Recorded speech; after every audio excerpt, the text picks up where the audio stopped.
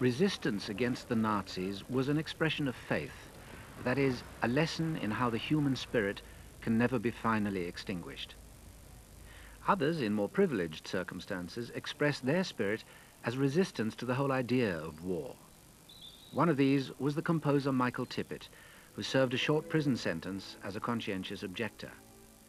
2 days after the war broke out, Tippett started this composition, A Child of Our Time. The child in the title was a distracted young Jewish refugee living in Paris in 1938, who responded to the news that his parents had been deported from Germany by shooting a Nazi diplomat, an assassination used by the Nazis to justify an orgy of destruction and murder known as Kristallnacht. In March 1944, A Child of Our Time had its premiere in London. It was Tippett's first significant public success. Tippett's pacifism was obviously extremely important to him and affected everything he did.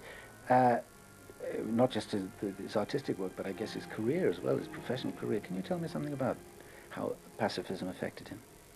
Well, I think it's not just a matter of pacifism as his anger at injustice and inequality generally. A Child of Our Time, for me, it's one of the great pieces of not so much witnessing as universalizing the conflict and the results of the conflict. And for me, what I find so moving in it is that it takes 500 years of English-speaking music and welds them together, because there's a lot of music that sounds as though it could have come from the Renaissance time, which Tippett was very interested in. How much then do you think Tippett was influenced by earlier masterpieces like Bach's Passions or The Messiah? Tippett took the examples of the Bach's Passions or The Messiah, for instance, in the idea of soloists both telling the story and being figures in the story, of the chorus sometimes asking questions and sometimes again bearing witness.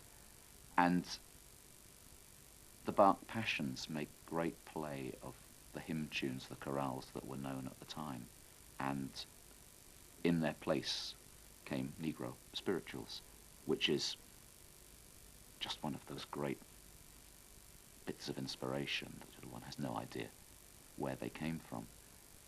When I was 9 or 10 years old, I walked in to the Liverpool Philharmonic Hall and I heard this piece being rehearsed by Sir Charles Groves, from whom so many of my great musical experiences came as a child. And I walked in just before the first spiritual was to be sung, this haunting soprano solo, and then Steal Away steals in. And maybe it was the first time in my life that I realized that music could make you cry so directly, and I badgered and badgered my parents to take me to the evening concert. And I'm not sure whether they knew what they were getting into, and I can remember looking at them as Steal Away began and seeing that all three of us were in tears.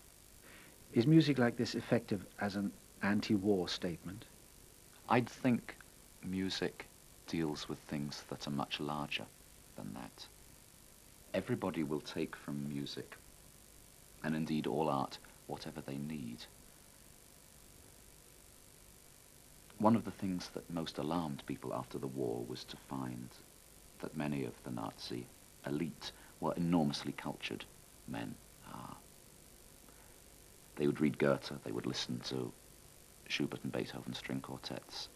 They were still able to act in a way that people of that time were not even willing to understand any human being could act.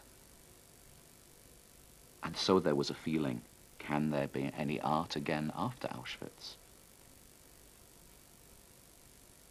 That was what Adorno said, what many other people echoed. And of course the answer is that there always will be, because the art and music will always bear witness to the resurgence of the human spirit.